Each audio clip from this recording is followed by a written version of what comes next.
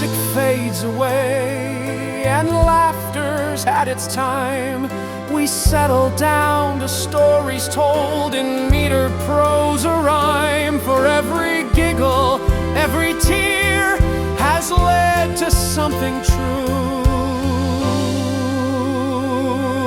It's a chronicle of dreams that grow ironical, with twists and turns and lessons learned and tales that make your spirit burn. One heart, one mind, one soul to share.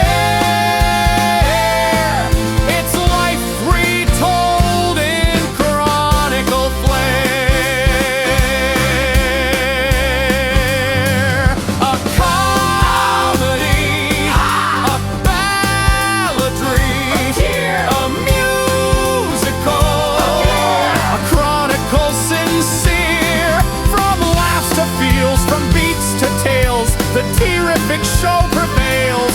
Yet a dazzling, heartfelt truth and giggles show it all. And as the final note fades, we step into rebellion. Breakfast madness.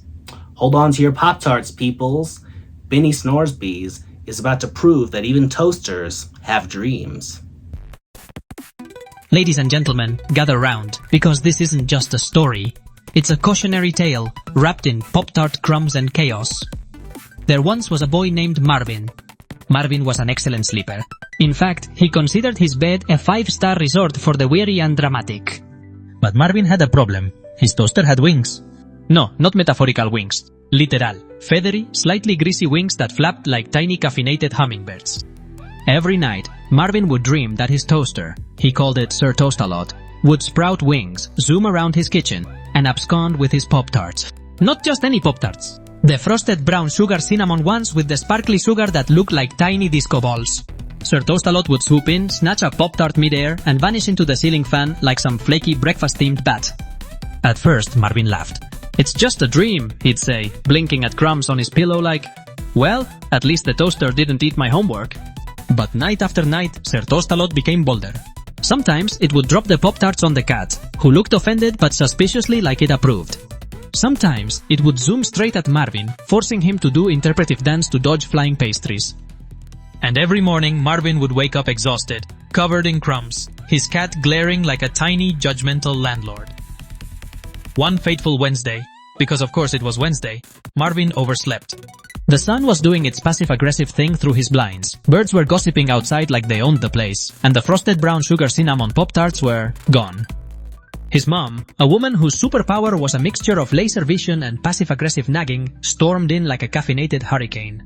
"Marvin, if you keep dreaming, your breakfast will fly away." Marvin blinked. "Mom, what?" I said, "Your breakfast. It's gone. It's in the vent. Possibly negotiating peace terms with the dust bunnies. And also, you're late." And Marvin realized the dream wasn't nonsense. Sir Toastalot wasn't just a winged pastry thief. It was a metaphor. A breakfast-based, winged, slightly judgmental metaphor for life. For showing up. For doing the things that mattered, even if it was just brushing your teeth or unblocking the sink before it became a Pop-Tart swamp. Determined to face reality, Marvin raced downstairs, dodging rogue cereal boxes and a yoga mat that had somehow rolled into a booby trap. He grabbed a Pop-Tart from the pantry, waved at Sir Toastalot, which had returned to its usual stationary, corded self, looking smug, and muttered, "Okay, lesson learned. I will rise. I will shine. I will probably eat another Pop-Tart." From that day on, Marvin never overslept again. Well, not by more than 7 minutes. He showed up to school, to life, to chores, to whatever weirdness awaited, because he knew that even if the toaster tried to steal his breakfast, he could handle it. And Sir Toastalot, well, it remained in the kitchen, wings folded neatly, like a breakfast-themed Gandalf, silently judging. But every now and then, when Marvin's mom wasn't looking, it would twitch its crumb-laden feathers, reminding him, "Stay awake, my friend. Dreams are fun, but breakfast waits for no one. And that, ladies and gentlemen, is why you always respect your dreams and your toaster." From flying toasters to alarm clocks gone rogue, we have learned one thing. Actually, no, 3 things. Dreams make us laugh, duty keeps us grounded, and together, they work together to make life gloriously wild. So stay awake. And lastly, I emphasize please, don't let your breakfast fly away. Good night, everybody. For we are all veterans of alarm clock war.